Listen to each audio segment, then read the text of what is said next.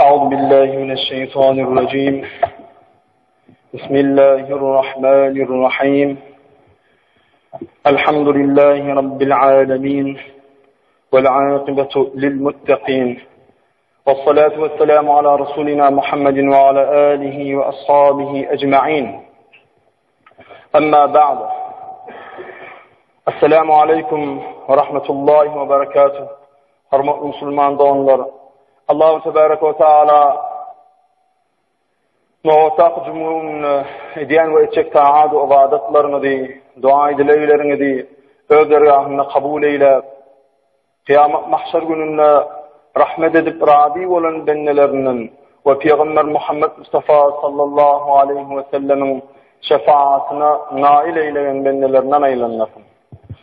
Hürmetli Müslüman doğanlar,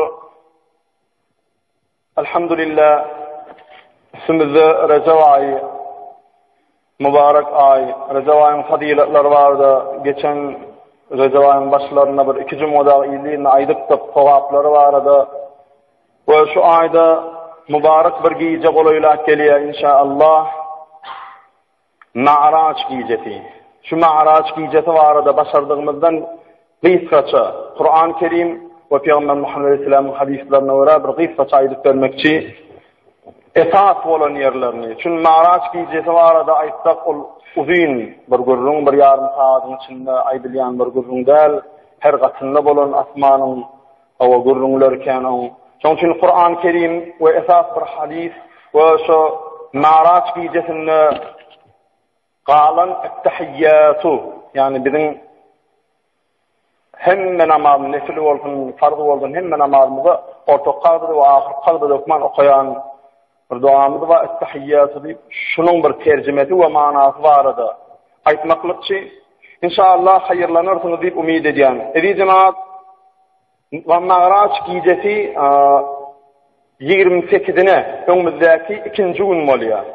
Ma'raç giycesi. Sol giyceler inşallah yastı namazından tamam 11 sene dahi, hatta 12 sene dahi mescid açık olacak, mescidde dilek dua ederim diyseniz inşallah, namaz okarım diyseniz, o giyce elbette kendi zikir edilen giyce, kendi dua edilen giyce, kadan oldu kadan alıp, o nefil bilen olsun, nefil okuyup, Ma'raç giycesine edilen, o nam okuyan namazlarım sol giyce düşünürler, hem mescidlerde imamlar akşam yatsı namazlarını şunu yarıgıda okuyorlar, şeflerini düşünürler. Maksat sol giycede bir mübarek giyce ve sol giyce bir de şu 5 vakit namaz, sol giyce Peygamberimiz Ma'racı Allah-u Teala'nın yanına varanına şu fayda farz oldu. Ve amener Resul Bakara Sura'nın son ayeti, 2 ayeti. Hemişe yatsıdan sonra okuyanlar şolamış o ayda nazil oldu ve şu ettehiyyatı şonuna kaldı. Şunun için şu giyce bir ayretin ehmiyet verip şu arada Allah-u Teala'dan şu giyecen mübarek giyce olunun için dua dileyde oturmak, artık ibadet etmek, kadan almaklık bir mübarek zat. İnşallah o varada Kur'an-ı Kerim'de Allah-u Teala o giyce varada neyme diyenliği varada tersalaylayım. A'udhu billahi mineşşeytanirracim. Bismillahirrahmanirrahim. سبحان الذي أسرى بعبده ليلا من المسجد الحرام إلى المسجد الأقصى الذي باركنا حوله لنريه من آياتنا إنه هو السميع البصير صدق الله العظيم. الله تبارك وتعالى öz Kur'an-ı Kerim'inde bir insanlara şeyle bir giyeceğini bahsediyor. Ol giyeceğin Ma'raç giyecesi değil ya. Ve Allah-u Teala Kur'an-ı Kerim'in İsra suresinin 1. ayetinde Peygamberimizin hakikatten Ma'raç'a çıkanlığı varada subut edip şu ayeti aydiya. İsra suresinin 1. ayeti. Bir gece özüne ayetlerimizden bir kısmını görködeli deyip kulunu yani Muhammed Aleyhisselam'ı Mescid-i Haram'dan çoğurup daşını mübarek edip aylanırdığımız Mescid-i Aksa'ya getiren Allah nofan sıfatlardan pektir. Ol hakikatten eşitgucudur ve görgucudur diye. Sadakallahul azim. Edi cemaat Allah Tebareke ve Teala şu ayette aydiya bir de yani Peygamber Muhammed Aleyhissalatu vesselam'ı İnnallaha ala kulli şeyin kadir. Hakikaten Allah her bir işe kadirdir. Yani bizim aklımızda ay mümkün değil bu. Bunun bir edip boğmi. Bunun yalak zat olur mu diyecek zatlarımız ve onların âlâ ulu zatları Allah kun feyekun. Bolliydi bolli. Muhammed Aleyhisselatü Vesselam Mekke'den Mescid-i Aksa, Beytullah'dan Mescid-i Aksa gelenine bir gecede geldi. Aslında oldu vurdu, maşin yok, samolyot yok, kaçıyor yani bir transport yok. Dine katı gidiyenler düğü bilin at.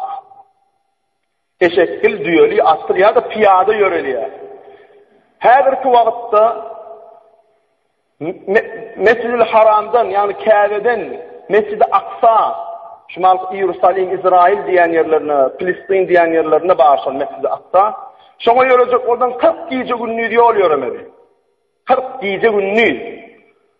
Her bir dağda gücü yeten Allah Celle Celaluhu Muhammed Aleyhisselatü Vesselam'ı şol gece, özde ayet ayda şol bir gece diye ol kulunu diye Muhammed Aleyhisselam ayetlerimizi bildireli deyip, ayetlerimizi bildireli diyen kâbir gayri idatları, kâbir kâde tâdadatları bildireli deyip Mescid-i Haram'dan Mescid-i Aksa getirdik diye.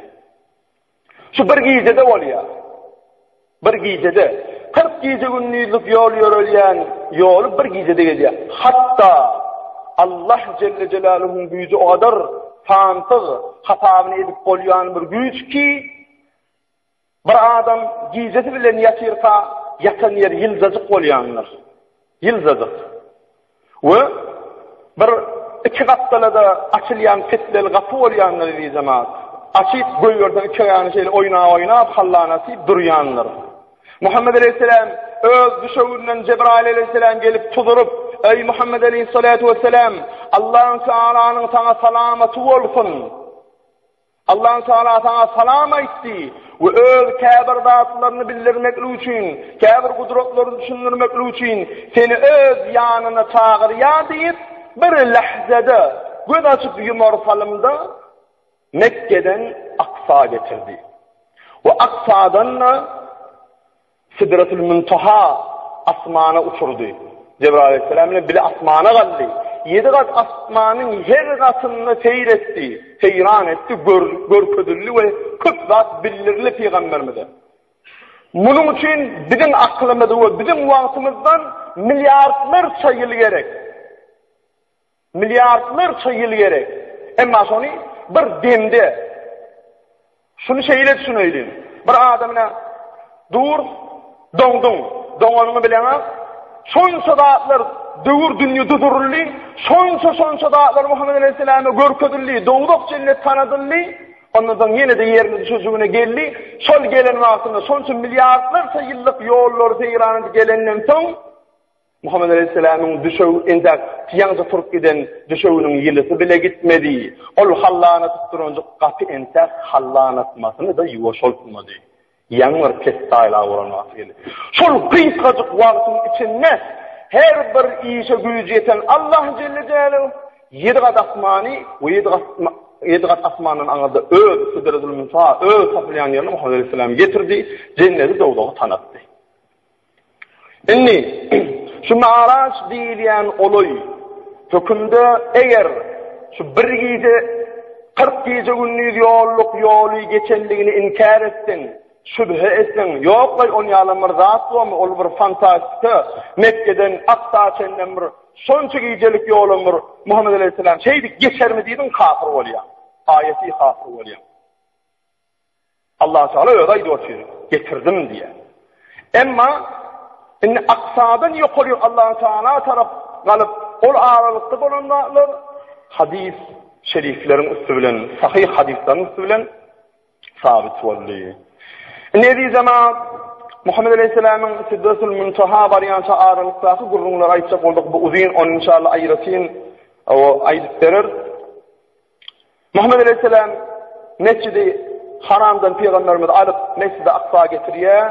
Kâbir rivayetleri öyle Mescid-i Aksa'da Muhammed aleyhisselam hem Adam aleyhissalatu vesselam'dan ta ki İsa aleyhisselam için bolup giden peygamberlerin hemmeti bilen 2 rekat namaz okaya ve imam oluyor Muhammed aleyhisselam. Hem enbiyalar, bar peygamberler, bolup geçen peygamberler Mescid-i Aksa'da server kainat, serdar alem peygamberin Muhammed aleyhisselam'ın idine uyyalar ve 2 rekat namaz okayalar. Ve şu taydanam Muhammed aleyhisselami arş-ı ağlaya Cebrail aleyhisselam göçeriyor. Ve Sidratul Muntaha diyen yerine varanla Cebrail aleyhisselam aydiyor, ey Muhammed aleyhisselam, ey dostum diye, sen beni inni yete koyacak mı deyip soruyor peygamberim. Çünkü Muhammed aleyhisselam'ın şu tayda sen inni bundan ağrıp ödün git Allah'ın yanına, sen ödün var diyenine şun şu yolu geçtik, ey Cebrail aleyhisselam, inni ben yeke gitmedim, sen beni yeke koyacak mı diyenine Cebrail aleyhisselam bir söz diyor. Ve şu sözden düşünün ki Muhammed aleyhisselam'ın hurmatını ediyor cemaat Allah'ın katında. Ey Muhammed aleyhisselam, eğer şu duran yerimden kıl yazdığım Sidretül Muntaha Allah tarafını bilimillasam diye Allah'ın nuru beni yakar, köydürür diye. Bundan ağrıyıp gitmeklik sana has, sana netip etti diye. Ey Muhammed aleyhisselam gidiver diye. Ve ol nur, şumal aysak dille aydılıp durlandat, ansat birdat, emma Allah Celle Celaluhu bilen yüzüne yüz durmalı Muhammed aleyhisselam. Hatta kabir rivayetlarda bir nayda boyu oldu diye araları. Şunun yalı kolu yüzüne yüz Allah Teala bilen kolu oluyor. Ve sonra Muhammed aleyhisselam Allah Teala'nın yanına varanına beyazdan Cebrail aleyhisselam gıyırdı diye. Ey Muhammed sallallahu aleyhi ve sellem, Allah'a koloy vardın, inni salam neri deyip gıyırıyor. Sonra, inni salam bizim kellemde esselamu aleyküm ve rahmetullah. Yani benne veriyen, melege veriyen, cına veriyen salamı şu. Ama Allah Teala nehil salam vermeli Peygamber Muhammed aleyhisselam.